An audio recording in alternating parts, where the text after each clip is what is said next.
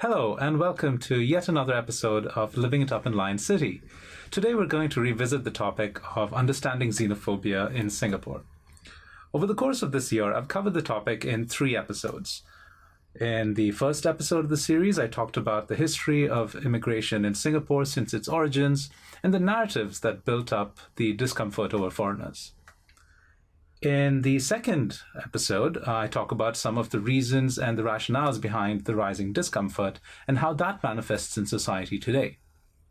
And in the third episode, I have a chat with a victim of online xenophobia to understand the impact of hate and what happened over a cultural faux pas committed on social media. Now, if you have listened to all 3 of these episodes, let's move on to number 4. Enjoy the episode, folks.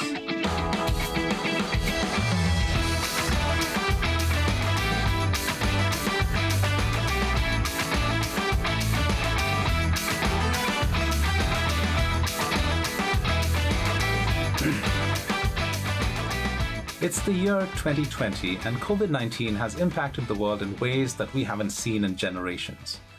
Countries across the globe are grappling with an emergency that's both medical and economic. People are dying, livelihoods are affected, and the ongoing crisis has forced many nations to rethink their approach to globalization, to immigration policies, etc. Singapore is one of these countries. Previously a poster child for globalization and liberal economic policies and a desirable location for expats, Singapore is now recalibrating its strategy on immigration and its reliance on foreign labor, which has been heretofore a long-standing approach to building the economy. During this trying time, Singapore is redoubling its efforts in prioritizing the needs of the citizenry. Now, this is happening in response to more than a decade of dissatisfaction and protests among the population based on notions that foreigners are taking advantage of the system and that the government is apparently encouraging it at the expense of the locals. Let's remember that the discomfort towards foreigners in Singapore predates the crisis brought about by the pandemic. In previous episodes, I tried to cover the history and the underlying reasons of the discomfort Singaporeans harbored over the growing presence of foreigners in the country. We looked at the social and economic impacts of liberal immigration policies and the growing discontent among the local population. On this episode, I have conversations with Singaporeans about their takes on the issues. Now, these are podcasters that I know and interact with regularly, and it was really interesting to get a deeper local context from them.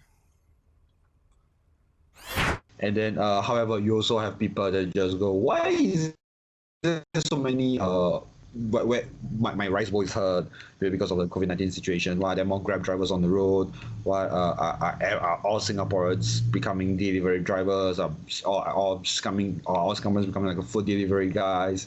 Like all it becomes like a job that has no end. Like I'm not sure dead end is a good word to use, but does everyone become that where you are in a situation where there's no ladder to climb on for the no metaphorical ladder to climb on when it comes to one's commercial life? Does everyone ended up that way? Gary Tan is host of the Not Again podcast, and he talks about his experiences and his take on the ground sentiment. Because they've reported in a sense that there are also a lot of like people who employed of their own nationality, right? I think I can send you the links as well, because there's sentiments on the ground where you just walk in to a company, just go, wait, why is it all this nationality, or why is that all nationality? Why is it all white people? Like why aren't there like how like we have it really seems like it's token Singaporeans so they can fulfill up the quota so they can invite people in, right? So things are like that sometimes. So and the guy, I forget my MP's name, who went into like go down to the DBS the Changi Business Park or something like that. Yeah. And say, it's Little India or something like that. It's very things like that. And just so they call it like a Chennai Business Park or Changalore. Yeah. I'm aware of that.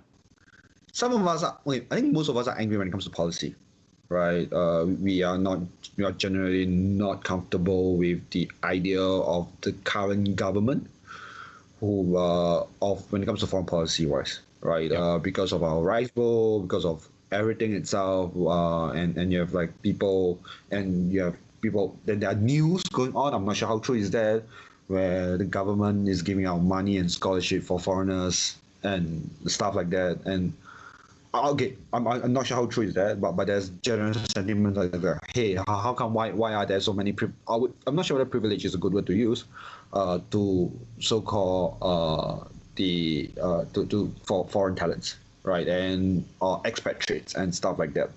While Singaporeans, we are caught in like this kind of like a date. Like there are more Grab drivers on the road. There are, or at least in the last 5 years, there are more Grab drivers on the road.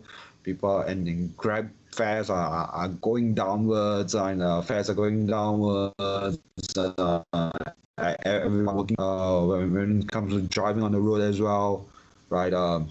And stuff like that. So I think the sentiments on the ground is like they are just generally very angry towards the government, right? And I'm not sure elite is a good word to use because they are like the top 30% who is like living in private apartments, right? Private apartments, I would say, and just got stuck, and some of us are pretty much just stuck in a stagnant like a salary kind of thing. So are we like stuff like that? I think this is where the angry sentiments are when it comes to xenophobia, right? And I'm not sure that because of all the news going on, right? Of saying, hey, that we heard stories about like expatriates packages, right? So there are some companies where bringing packages where we have packages for expatriate people come from the West, London, basically the white people or the people from Europe, stuff like that, just came over, and you have like, and they live in very, very expensive apartments. They get very good packages. They have good. They went that the students go to school itself. That's international schools and stuff like that, and it's because of these packages. I would say because of these packages, they are very segregated, right? When it comes to like expatriates, they have their own community. You have the locals within their own community. Then the locals itself, they do their own things. They hardly go out, right? The only entertainment they have is just going out and drink and stuff like that. And while the expatriates always hang out with their own stuff and stuff and their own community. And I suppose that's where the whole divide comes in, when no one is talking to each other. Yep. I absolutely agree with you. There's one thing that I've noticed here very early on in Singapore is that there's a significant expat local divide. And of course, it depends on, particular socioeconomic status also. So at least from what I've noticed is those who have, who are in positions of leadership or who are in very like high salaries and packages, for example, tend to stick to their communities more than, let's say, the average foreigner who, by and large, at least in my opinion, does hang out and about, etc. So I agree with you that there is an expat local divide, and I'm wondering if that is like the dominant reason for the resentment towards foreigners. I think it's more than just that, right? Like it's. I think is because there are stories where like there are people who just go like, okay, look, it's the like we all know, right? It's an open secret to say, hey, like there are packages for expatriates, and I think that's also the resentment is like why are the locals not getting up with jobs that they should be able to do it and stuff like that. People who have been blaming Indians or Filipinos, like even white people like British, Australians, or like Europeans, Americans, whatever. They will blame you when things are not going their way, and they have nothing else to follow. They don't want to blame themselves, and then they start blaming people. Oh, they are taking all our jobs. Are you sure? Yeah. we have not seen the list of candidates that DBS looked at before they hired their CEO, right? So if you're going to tell to me that DBS could have hired a Singaporean but they did not, I would be like, have you seen the list of candidates that they looked through? They had shortlisted for that position, right? Yeah. If you have not, then let's not talk about it. Yeah, but let's not use that as an example of Singaporeans, like it was used eventually as how Singaporeans are losing out. Deeban, Josiah, and Shaun are the hosts of the podcast Lords of Lobang, and they express their views on the discomfort looking at the nature of bias. And I think we spoke about it the last time when shit didn't get recorded. Like the whole Temasek Holdings thing. Like when Indians were doxxed, saying that, Temasek Holdings hiring all Indian nationals. When a report just came out saying that Ministry of Manpower is forcing financial institutions in Singapore to hire more Singaporeans. And the report said that the financial institutions have been the number one sector where foreigners are being employed at the highest numbers. And then when this person doxed Temasek Holdings, it was like trying to build a narrative where, you are just saying this for optics, but, the company that is part of your portfolio, which handles your own portfolio, is not carrying out what you're trying to enforce or trying to recommend. And then eventually it came out that it was not even Temasek Holdings Singapore, it was Temasek Holdings office in Mumbai or in India somewhere. So it makes sense that you are hiring foreigners, that you're hiring Indians in India for a branch in India. Yeah, but I mean, this is the kind of things that, just bolster a narrative, right? And I mean, as you pointed out, Deepan, like essentially the folks who take issue with this are generally the kind of folks who do not put too much thought into understanding where this is coming from. But I mean, that's the reality for any country, really, right? Especially right now during times of crisis, people are going to take it out on, the obvious target, which is in this case foreigners. And I dare say, like in Singapore, I think it's been a long-running trend already. Since you talked about white people, right? I think it is being targeted at them also. If anything, the Robertson Key incident had shown that. And I think, politicians also talk about that. And maybe this is slightly out of the scope of this conversation, but, Raisa Khan, talked about the law being applied differently to rich Chinese and white people. I mean, obviously, a lot of the controversy was around, her using Chinese and all that. But the belief that, white people are also exempt or they have like a different double standard, it's actually a very pervasive belief. Like my friends believe that.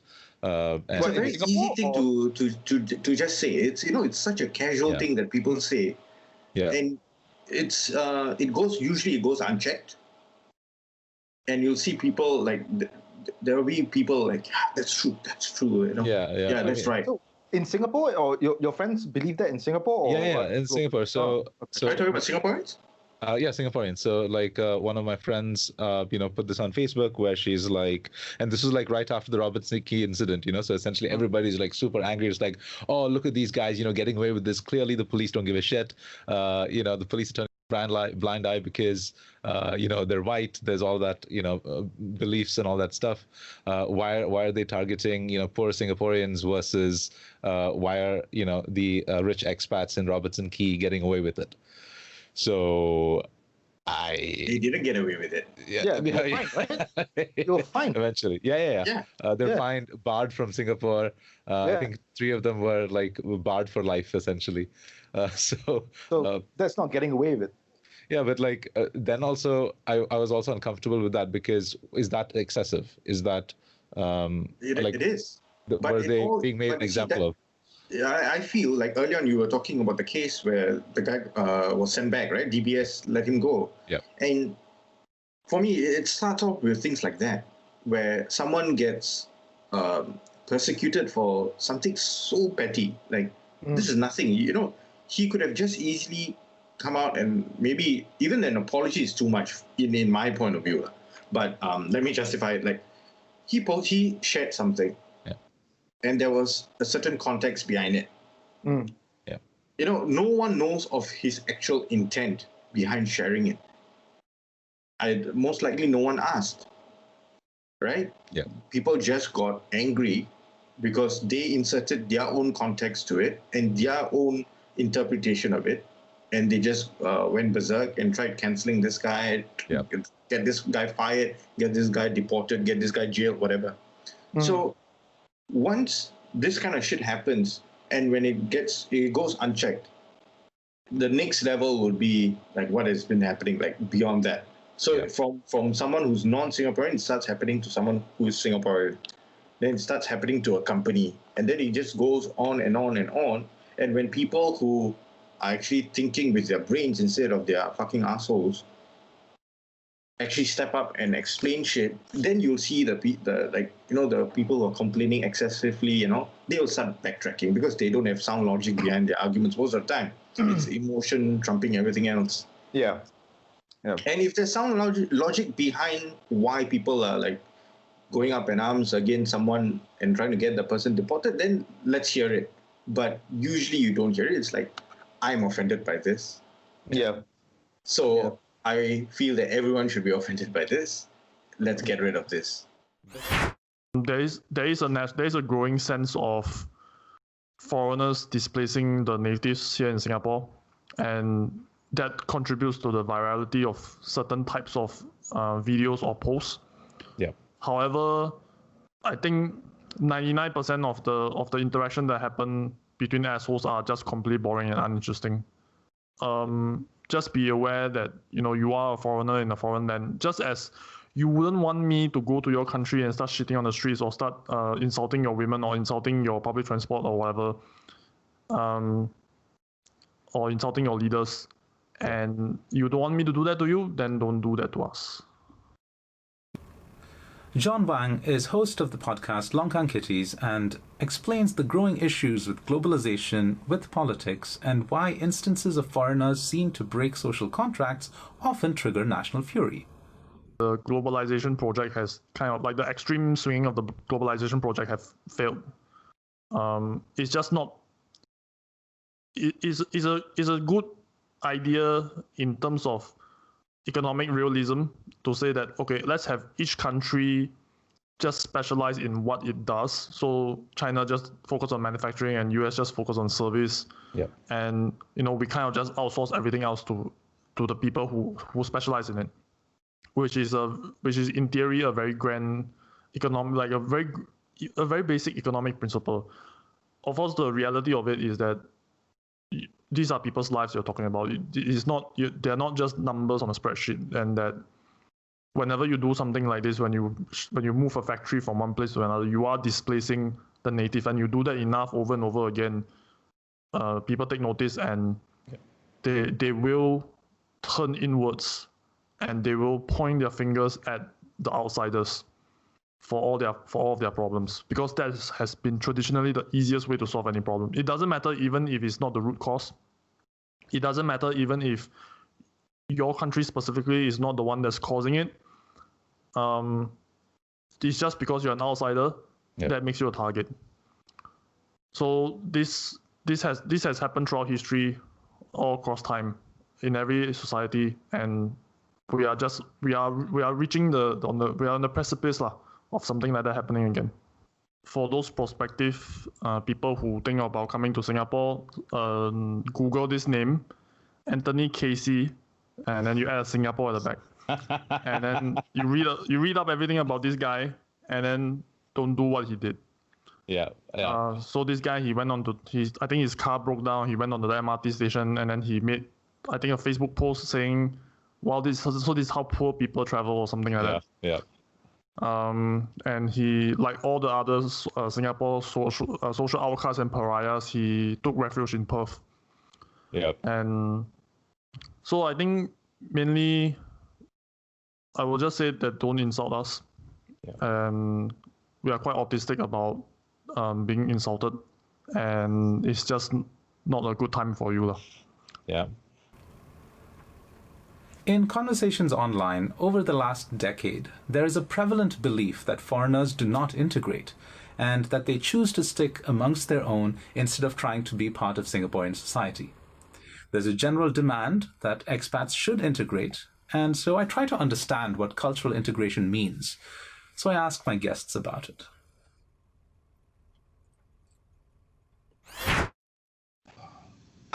I would say to me, okay, I won't say cultural integration, but just integration along the lines where it's just purely interaction, right? You don't. I know there are people who are nice. I like just go in and have a chat, be sincere. Like this is the very basic things. Be mindful, I guess. That's what I think by integration. And you just talk to each other. You don't. There's a social. As much as there's a social elite, kind of like a socio-economic class, kind of like a thing, but you do take taxis, right? You just talk to taxi drivers. You do things. You do go out volunteer. Go out talk to people. You just go out integrate with one another, right? And you have and don't be a dick to someone else. You don't go out way to become a dick to someone else, right? You are a representation of. I hate to say this, but you're a representation of your own, or whatever you're representing, right? Even as much as go, oh, don't label me and kind of things, right? But you need to know where that you are. I'm not sure what's a good word to use. You are kind of like representing yourself, your own nation out of your country itself, right? Yeah. So yeah. Just interact, just be nice, right? I believe like don't be a dick. Just when you go overseas and visit as a tourist, you don't scream out. You just don't scream out. This country is the best of the world, right? No, but we have to work with some form of definition, right? Yeah. So like, but is there a definition? I think it's very subjective, isn't it? Yeah. Like, I mean, firstly, you have to speak the language, I guess. Secondly, I think it comes down to food as well. I hear a lot of people talking like, oh, if you enjoy the food of this group of the culture's food, then I guess you're almost there or something. You're almost there, lah. Yeah, that's the first step or something. But yeah. Is that enough though? Like, is that no enough? exactly? Because... But then where do we stop? Do you need to put out the national flag, the Singapore flag in August? Do you need to wear red on National Day? Do you need to go and watch every National Day observance ceremony at a community center? Mm. Do you need to be at a parade? Yeah. Like what would be enough, or what would suffice as to say that you have, like, I think it's very, very, very hard. Like, there's no way of saying it because, like what Josie said, it's subjective. Like you think about it, right? Like if you were to go and work in Germany and then you get citizenship or something like that. Would going to Oktoberfest every year say that you have assimilated? Would be eating, having pork sausages and like a pretzel say that this guy is re-eating the food of our land? He's good. Yeah. Or would someone who still has who still thinks like the Third Reich should come back? That person is going to say that you can never integrate. Yeah, because you're never integrate into our because society. you're not white or something. You're not white. Yeah. Right. Like, it really depends. Like, some older people in Singapore, they would never accept that you actually have got PR or you're a citizen. They're like, nah, this guy is, if he's from India, he's still Indian.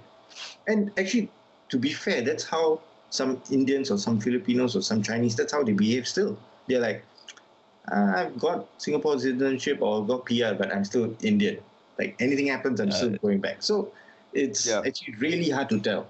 Yeah, it's two sides of the coin, right? It's two sides of the coin. Besides that, what is the Singaporean way? What's the Singaporean's life? Like, I might look at my neighbor, and my neighbor might look at me, and we might not share a single thing in our lives. Yeah. The only thing we are humans, and we live in the same block. That's it. Like there's no such thing. I think for me the main thing is language, I feel, because there are certain times where I've ordered stuff online and the delivery person like speaks in a heavy Mandarin accent. Right. Like and for me, like my Mandarin is shit. So yeah, I can speak basic Mandarin, but like if it's heavy accented Mandarin, and I sometimes don't get it. So I'm like, bro, like, I mean, at least learn to speak basic English. Yeah, I would agree that. Yeah, I think if you that's are trying to integrate into Singapore, you should know how to speak English. Yeah. Like it doesn't matter whether you're Indian, Filipino, but Indians and Filipinos most of the time they do. Educated Chinese, like people who are working in. Oh my God. I mentioned educated Chinese, and then one appears. Chinese just came and up. then one appears. That's good. Hey, Shaun. Hello. Oh, well, all bright and chipper this morning. So there's two parts to this question. So the first part, I'll make it very brief. It's just a very short answer, which is that I don't think integration can happen in the first generation of immigrants. It just generally doesn't happen. It takes a lot of time. This is just a natural course of things that you cannot force nature to kind of perform as how you wish it to be. Yeah. The second part to your question, which is about cultural integration, I thought about it when I read your question, and I think there's two ingredients to the pie here. So you mentioned one of it already, which is the values. So the values of a nation or of a certain group of people guides them in decision making and problem solving. So what we value most will come forefront when we are tackling any given situation. If I were to kind of broadly paint every Singaporean with a broad brush, I would say we are generally disagreeable but submissive to authority. And you see this a lot. We complain non-stop, right? Like we just fucking hate everything the government does, but end up the government still do it, and then we just suck it up. So this is a very Confucius style of values that's been ingrained into us since young. We always submit to the head of the family, and then in turn the families submit to the head of the nation. So there's a hierarchy there that we follow. And then, but of course, at the same time, we are also always, no, you should do what you want and not follow and not be a follower. There's a lot of emphasis for especially Chinese families or Chinese sons to take risks, to be bold, to venture. So this is the kind of, like, I'm not so sure about the other ethnicities in Singapore, but I think they have some similarities in that sense. So I can only speak to my own ethnicity, of course. So that's how I would broadly paint all of us. Then the second ingredient to this pie is politics, which is very difficult to explain. But when I talk about politics, I don't mean the party that you're voting for or whatever. I'm talking about the sense that Singaporeans have this feeling of diminishing returns with their voting rights. If you look at 2020 election results, a lot of the hotly contested GRCs, the hotly contested zones, they're losing by about 5,000 votes, 7,000 votes. And if you look at from 2015 to now, we actually have more citizens voting. But if you look at the birth rate for the time that these new kids can vote, our birth rate has been falling to below the 2.1 replacement rate. So where are these new citizens coming from? And as a result of these new citizens diluting the political power within our own natives, there's a cultural kind of backlash against this kind of, there's a cultural reaction to this whole series of events. That is why we have this hair splitting. Like in your question, you talk about the hair splitting between new Singaporeans and true blue Singaporeans. Yeah. And I think that's where the new Singaporean thing come from. Like now more and more people are just like, oh, is he Singaporean? Did he serve NS? Or was he born here, or did he just come here like 5 years ago? There's a lot of emphasis on that now, because political power has been diluted within our nation. So, John, since you mentioned the political aspect to it, I understand that, and this is based on the assumption that new citizens are generally going to vote for the incumbent, owing to, gratitude or, for letting them stay or whatever, right? So that's at least the reigning assumption, right? You also mentioned something about NS, where it's like the differentiator between, let's say, true blue Singaporeans and new Singaporeans is based on some aspect of shared culture. And among some of my friends, we make a joke about shared misery. So my Singaporean friends would be like, if you've done NS, like you've been on the trenches, ergo, you are truly Singaporean, right? So, so it's there's the that sense that because we have sacrificed 2 years of our lives, so that in times of war we are called upon to lay down our lives and to defend the nation, right? And do the new Singaporeans have to do that? Then the answer probably is no. Maybe their kids, which is why, back to my original point, first generation integration is, I just don't see it happening. And so the whole point of it is that, why are we sacrificing our sons and our lives? We have Singaporean kids dying in NS just so that people can come in here on standing on our backs and then just enjoy the privileges without ever going through the misery of it all.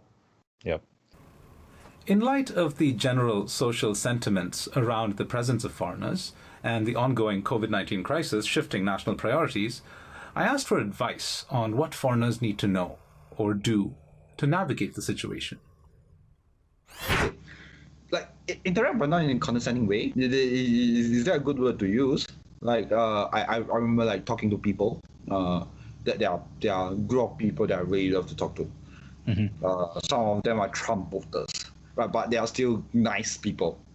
However, and there's another group of people that I've talked to who are white liberals, what I would say. I don't know politicize, but this is the idea right there, right?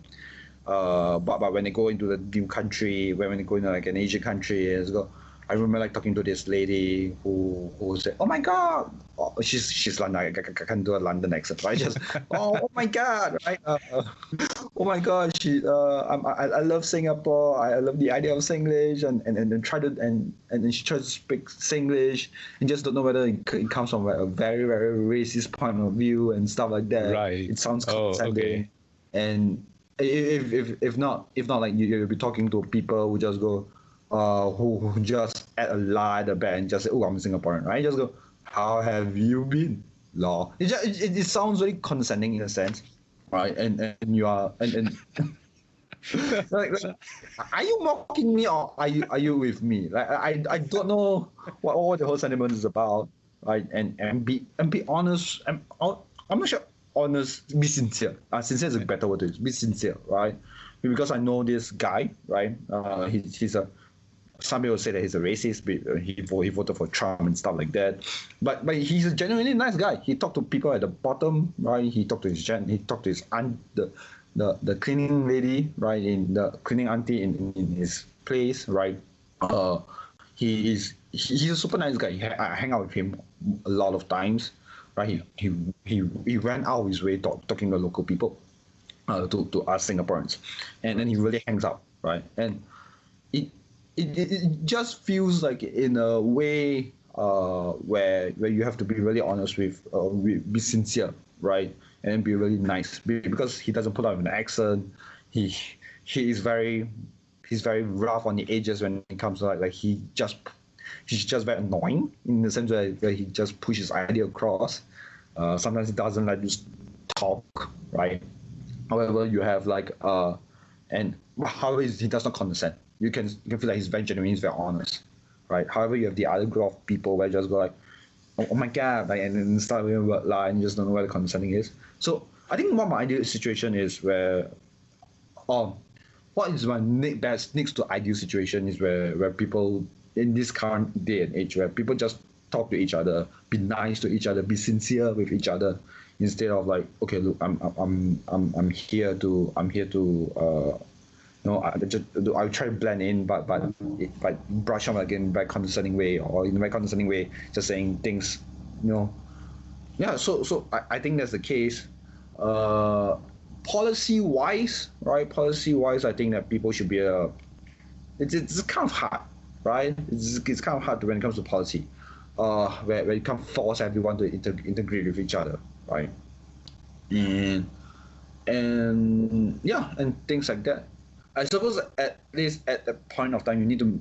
When I say when I say integrating, when I say interaction, right?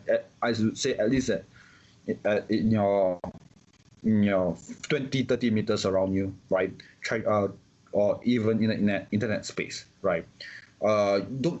I remember like there's this guy that has a T-shirt that put out the India and things like that. Yeah, The India the guy with the Singapore flag and toy like that. I understand where it comes from, but having that you're in Singapore with the flag being torn up, which is not exactly the smartest thing to do sometimes, right? You're in a local and you don't tear up the local flag, and because it's yeah. So I've picked up passengers who goes like who go in and say, oh, China is the greatest, like. Sometimes you think Singapore is part of China. I don't know how like that's too much, right? Like you need to be at a point where you're smart enough to go, okay, look, Singapore is great, China is great, in India is great. Like we have our plus. So people are kind of like angry in a sense where I would say when interaction wise, right? You need to be at least at a point of this place where just go, okay. Be cool and chill with at least people around you, to give them a reason to say, hey, you know what, he said dumb things sometimes, but at least he every day there'll be like fucked up things that will come out of someone's mouth. It's very natural. It's a very human thing to do. However, you must also have reasons for them to justify like why do they have to stand behind you?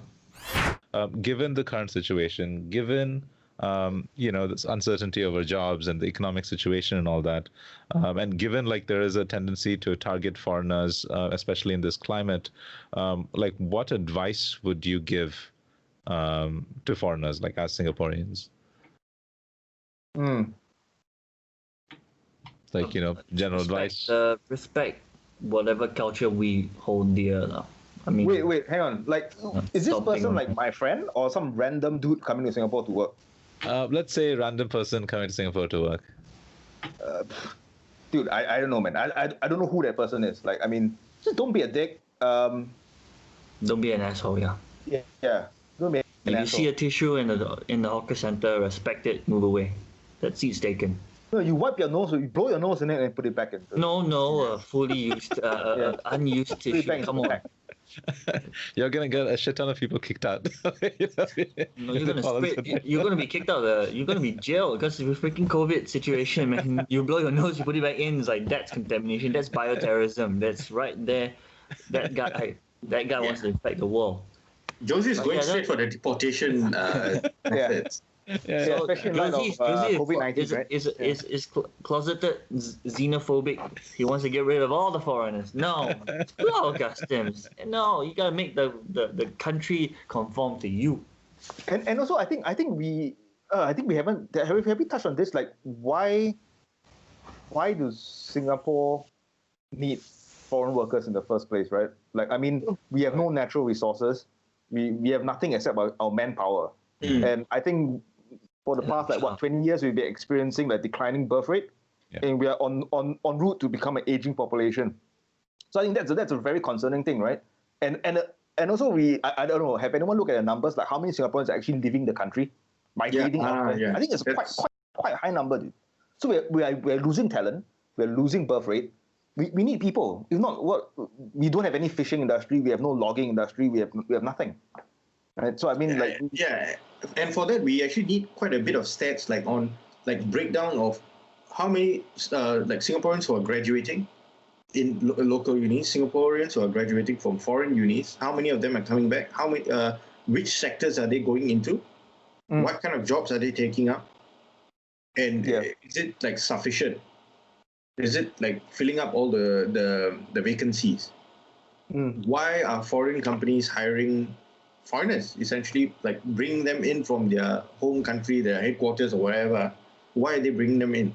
Are they even doing that? Yeah, of course. Dude, banks do it, law firms do it. The big four accounting firms do it. The auditing houses do it. Like a lot of the politicians are talking about this right now. They're saying that yes, we recognize that this is an issue. There is an increasing number of foreigners in all these jobs, and I think it's important to strengthen the Singaporean core. What are your thoughts on that recent political statements? Just political mumbo jumbo. Yeah. No, it's just the right thing to say. Yeah. What the fuck's the core? Yeah, you define the core first. Yeah. Like earlier, we were trying to define what is integration, right? And we really could not say anything. We just came up with three things, right? Follow the laws, follow the rules, and the tissue packet. That's it. Respect the tissue packet. And then from what I heard, when he asked any advice to give to foreigners, is just don't be that good. Okay. Well, that's a good one actually. Yeah. Don't be that good. Don't be that good at your job. Don't be that good of a person. Just be humble. Can I add a fifth one as well? Humble. Yeah. We have 5 stars. I think vice. You have to try out like local vices. I think that will give you, or even better yet, trying to get people deported, Josie. Even better yet. No, I have to add on to Josie's one. Even better, join it. Join it. Yeah, but if you join it, you can't learn English. You can't speak English. Especially if you're a Swedish or Russian descent, even just join. Yeah. That one is Orchard Towers lah. 4 floors of. Shaun being misogynist right now. Then what about the men? Same lah. No, men. I don't know. Russian, Swedish. John, do you have any bits of advice for foreigners? Don't come here anymore.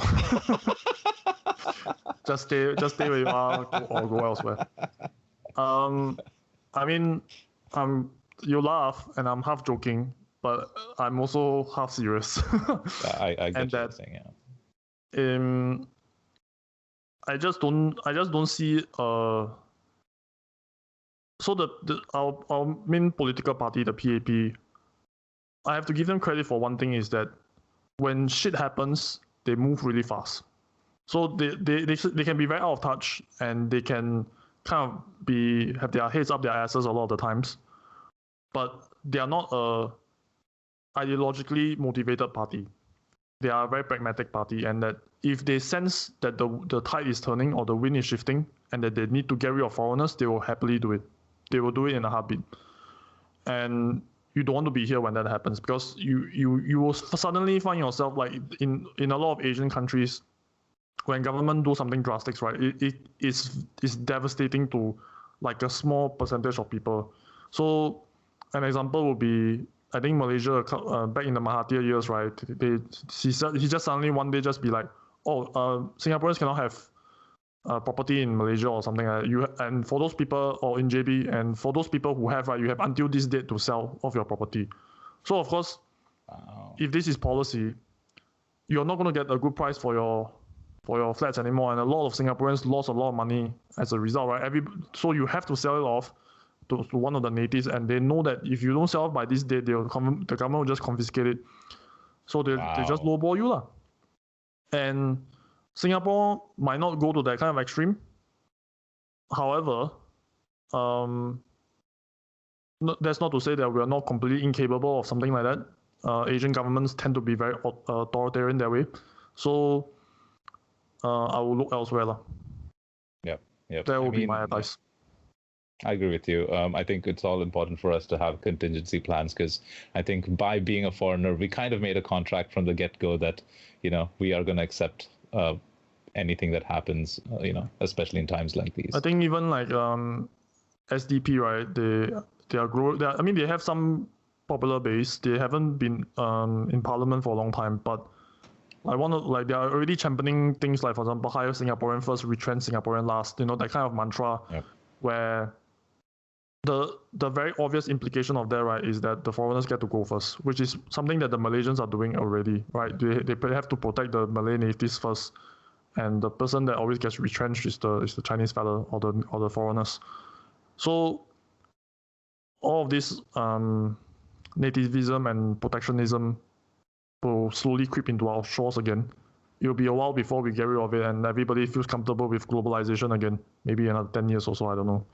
It's always this ebb and flow, like it's always a few years of this, then after that reset back to zero. Then that everyone's making money, let's go back to globalization. Oh no, economic recession, let's go back to nativism.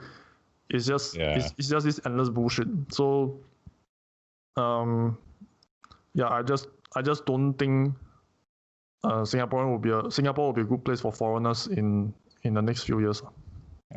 Can I ask this though? I mean, since you mentioned some of the things that the PAP has been, the government has been doing.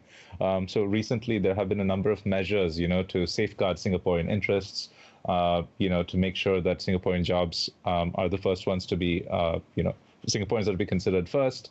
And also, I don't know which minister said something that, foreigners would be ballast in times of uncertainty.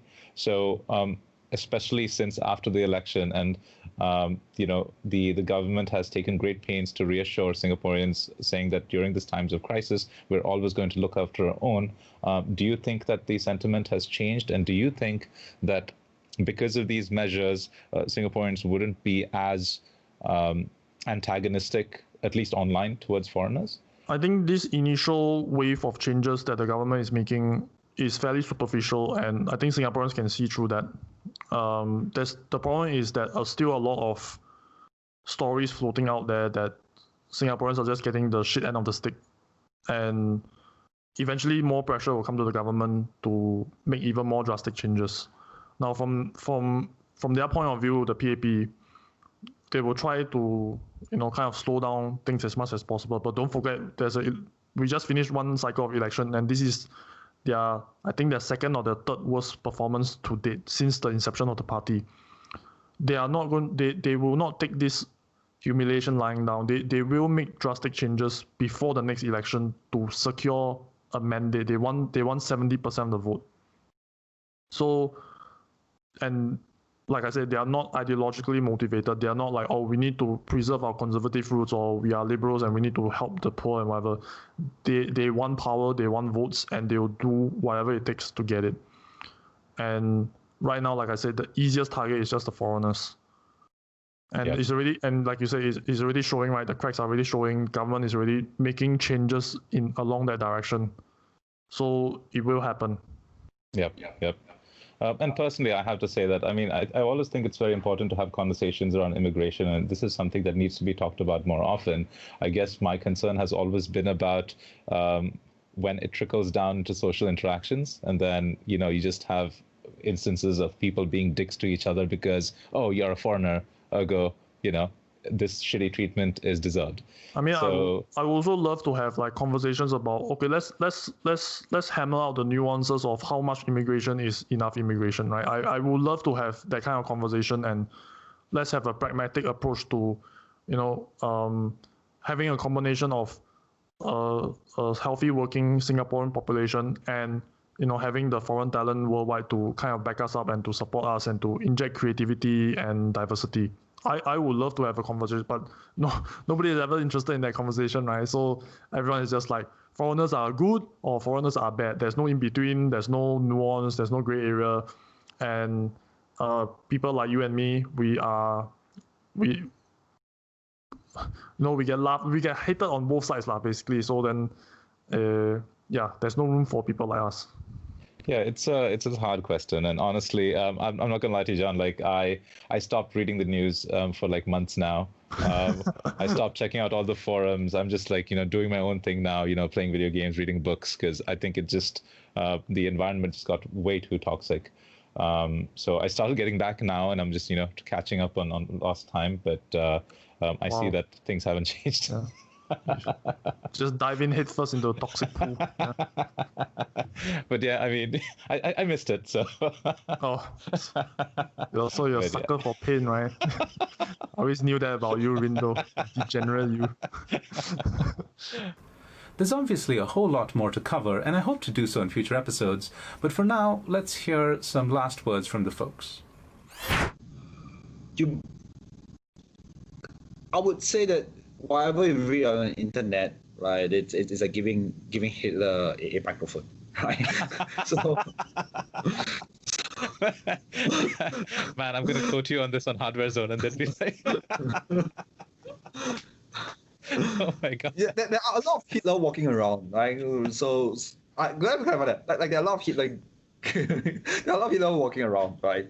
So you must know, right? At some point where you just go like, okay, these are a bunch of crazy people, right? And individuals are better than and community in a sense where if you're cool, like most of us are indifferent in a sense where if you meet, or at least for what I've observed, right? If there's an Indian person in, or if because on my blog itself, there's a few Indian nationals who work in the shipyard nearby. Right. So when I take the elevator, right, that I'm not sure is it because of my neighbors are good people, right, or what, which are when there are people when there are people, or I'm not an observer when it comes to their interaction with them, we just don't talk, right? So in like individuals are cool, right? Don't go. I know the community itself. It's crazy in the sense where people just put crazy stereotypes on each other, which is not a good thing at all. So, however, right, you have individually, right? You don't do anything stupid in a sense. Okay, maybe not anything stupid in the sense that you must build enough good karma points to go, okay, look, like people just go, okay, look, he may talk shit out of his mouth sometimes, right? But he's not that crazy enough to, but I can stand by him kind of thing, right? I guess that is a good way to put it out there. But in truth, I think as we move forward, right, this globalization thing is going to affect us the most, because we can't afford to have a very fixed. I look at it we can't afford to have this very fixed mindset that by being born here we're entitled to everything, because like Josiah said, we don't have a natural resource. We don't have a logging industry that we can rely on. We don't have an oil industry that we can rely on. We don't have all those things that can help us say, hey, we're Singaporeans, we deserve da. Yes, we do deserve the how to be treated like people, to be cared for and all that, but I'm just saying that with this massive world out there, an influx of people that want to work here and give their talents to our benefit, we should accept them. And if you're asking me for advice to give to the foreigners that come over here, in actuality, the three things that we said before, they're very, very true. Abide by the laws here. Respect the customs or whatever you think. That being the tissue. The tissue is actually a representation of customs, because we have that custom here. Don't shit on those customs. That plays towards you not being an asshole, and follow the law. All three things can actually just wind out into the whole thing of don't be an asshole. That's it. It's actually very simple. Very, very simple. The Lobang's advice is don't be a freaking asshole. If you're nice to us, just don't be an asshole, penetrate the asshole. That's all. That's all we ask. That's something we said. Don't be nice and penetrate. That's maybe our new slogan. I think be penetratively nice. Oh yes. I suppose I'll just kind of leave off with just one nugget of advice, which kind of goes back to the previous podcast that me and NG had. Don't mistake disagreeableness for xenophobia. I think Singaporeans in general they're not pleasant to get along with. We can be a bit stubborn. We can be a bit strong-headed, and we are very, very. We have a lot of confidence, right, in our own abilities. That's why we have this Singapore exceptionalism kind of thinking going on. But that is not to say that we hate you or we don't want you here. We certainly want some of you, the best among you. There's just a whole bunch of not so good ones amongst you that we don't like. So yeah, that would be my last nugget of advice. Thank you, John. There's a lot to learn from the conversations with Singaporeans about the topic. As foreigners, we often ignore the groundswell of social and political sentiment in the countries that we live in, and this sets us up for unpleasant surprises. The last few years, we have seen a number of expats learning it the hard way. It's absolutely imperative that we learn more about the local environment and keep a finger on the pulse of a country. All across the world, there's been a rise in nativism, nationalism, and protectionism. Whether it's a short-term phenomenon or a deeper societal shift, one thing is clear: ignorance is no longer an excuse. Let's keep ourselves informed, folks. And that's all I have for today.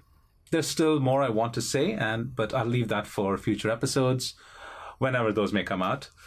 I hope you enjoyed listening to the different opinions on this episode, and please, if you have any feedback, send me a DM or comment or reach out to me on social media, and I would love to have a chat. And with that, I'll say goodbye. My name is Rindo, and you are listening to Living It Up in Lion City.